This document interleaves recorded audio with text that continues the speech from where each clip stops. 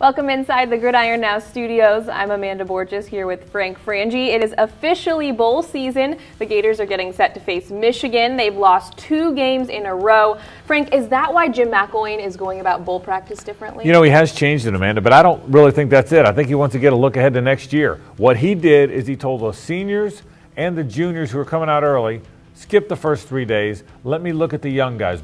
I don't think bowl preparation will be entirely different than game preparation has been for him, but this was about next year, really not about getting ready for Michigan. Will Florida finally get some offense going in the Citrus Bowl? Boy, that's the question, isn't it? I don't think so. They're playing another very good defense. DJ Durkin, who took the Maryland job, was the coordinator, former Florida coordinator.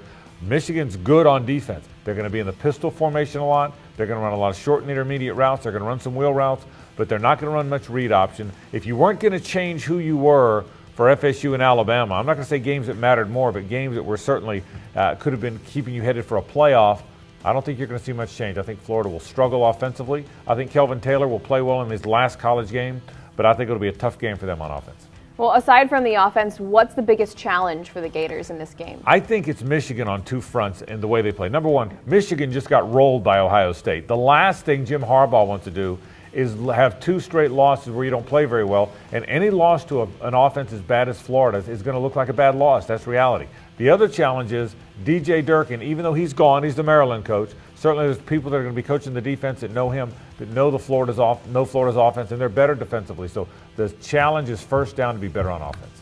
A few players have announced they're coming out early for the draft. How does that affect this team? I don't think it affects today's game or this week's game at all. I think there's very little effect on the Citrus Bowl game.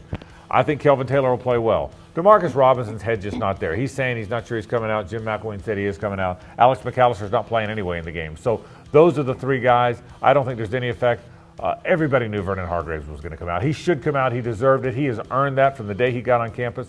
So I think Vernon's going to wind up being a very high pick. I think it has no effect on this game. I think there's no appreciable effect on the game.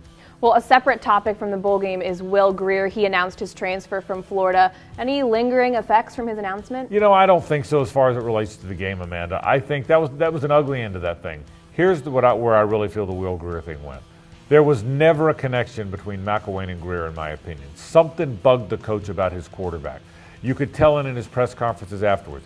I think that contributed to Grier wanting to leave. I also think Grier wanted assurance he'd be the starter when he came back. Obviously, you can't give him that. So I don't want to say good riddance because Will's a nice kid.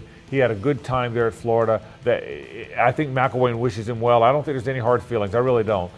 But I almost think sometimes with the distraction out of the way, you're almost better off. Again, that's not a knock on Will. It's not a knock on McElwain. I think everybody wishes Will well, but I think sometimes when the distraction's gone, you do a little bit better. No effect at all in the game. Florida and Michigan kick off at 1 p.m. on January 1st. For more on the SEC, check out gridironnow.com.